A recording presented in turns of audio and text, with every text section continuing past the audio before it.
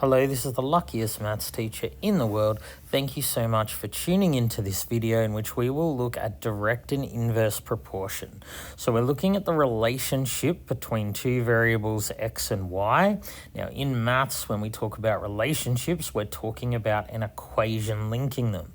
So if the equation linking them has this form, we say x and y are directly proportional. That means y equals some constant times x. So geometrically, this relationship can be shown as the graph of a line through the origin.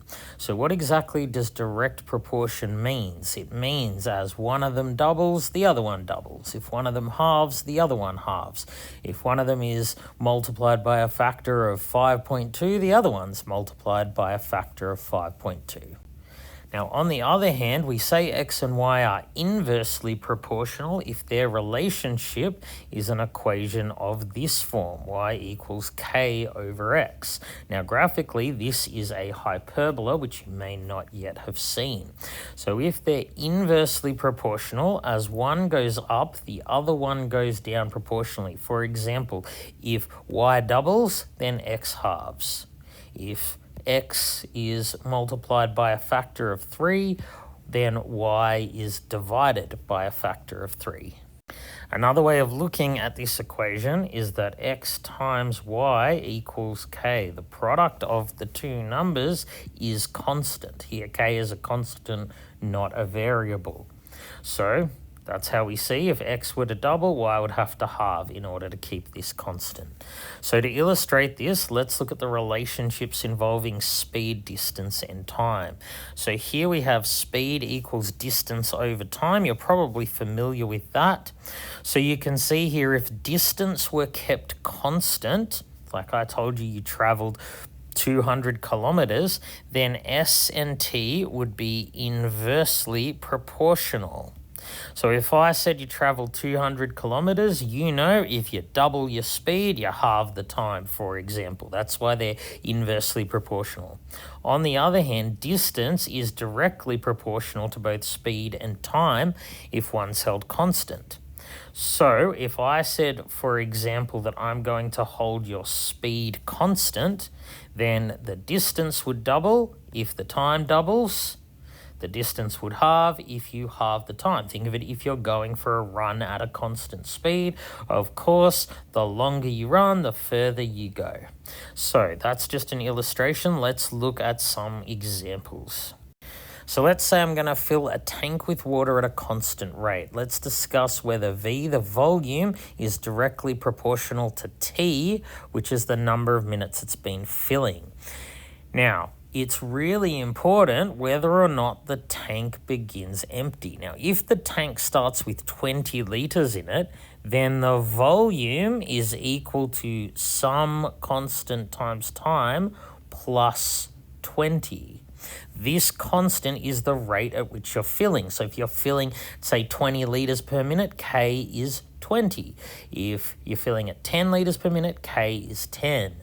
This equation looks kind of similar to the directly proportional, close but no cigar. These are not directly proportional. If you were to graph this, it would be a line, but it would not be a line through the origin. It's very important that we note that if two variables, in this case V and T, are directly proportional, then if one of them is 0, the other must be 0. So that's necessary but not sufficient for directly proportional. They have to be 0 at the same time. On the other hand, if the tank starts empty, the volume would just be equal to K times T. Again, K, the constant here, would be the rate at which the tank is filling. Here, if volume is 0, time is 0, and vice versa, at time 0, volume is 0. This is directly proportional. If you were to graph the relationship between V and T, it would be a line, but importantly, it would be a line through the origin. So let's look at this case where the tank starts empty. So if the tank starts empty and there is 300 litres after 4 minutes, how much would there be after half an hour? So here we have V equals KT. We're simply going to substitute V for 300, that's the volume, and T for 4. So we can easily solve this equation by dividing each side by 4. We get K equals 75. That means if it starts empty, there's 300 litres after 4 minutes. Remember, it's going at a constant rate. Then that means it is filling up by 75 litres each minute. So we can update our equation as V equals 75T. So how much would there be after half an hour, which is 30 minutes? There would simply be 75 times 30. We're substituting T for 30, and that gives us 2,250 litres. All right, let's look at another example. So it takes me 3.5 hours to travel to Sydney at an average speed of 80 kilometres per hour. How long would it take me at 100 kilometres an hour? So how long would it take me? We're looking for time. We know time equals distance over speed. Now, time and speed are inversely proportional, but in order to calculate anything here, we have to find D. See, we know the speed's 100 kilometres an hour, but we can't find out how long it will take without knowing the distance. So first we're going to calculate the distance. So distance equals speed times time. Because it takes me 3.5 hours, T is constant. The distance covered is just S times 3.5. The distance is simply whatever the speed is times 3.5. So let's now substitute S for 80. Then we have distance equals 80 kilometers per hour times 3.5 hours. It's 280.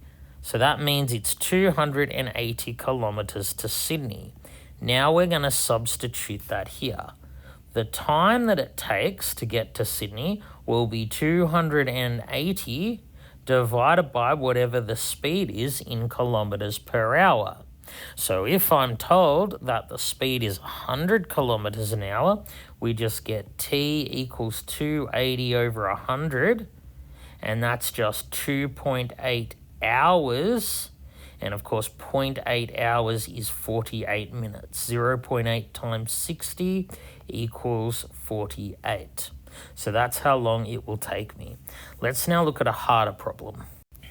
So 2 hoses fill a pool. Hose A takes 12 hours on its own to fill the pool. Hose B takes 15 hours on its own. How long would it take to fill the pool if both hoses were used at the same time? So let's have a look at how much is going into the pool each hour. So if hose A takes 12 hours, it is filling 1/12 of the pool each hour. Hose B is filling 1/15 of the pool each hour. If they're working together, they're both putting in water at the same time, then each hour we see just the sum of their outputs. So of course 1/12 plus 1/15 is 9/60. That means each hour 9/60ths of the pool is being filled. So the number of pools, or the fraction of a pool that's filled up, is just 9/60ths times the number of hours they're being filled up.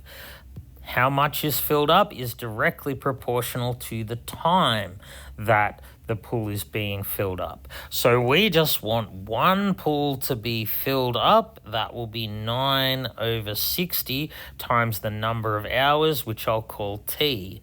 So to get T by itself, we just divide each side by 9/60. 1 divided by 9/60 equals T. You just flip the fraction, 60/9 equals T. Now 60 over 9 is 6 2/3. So that is 6 hours. 2/3 of an hour is 40 minutes. It will take 6 hours and 40 minutes to completely fill the pool when both hoses are working together. All right, thank you so much for tuning into this video. This has been the luckiest maths teacher in the world. Have a great day.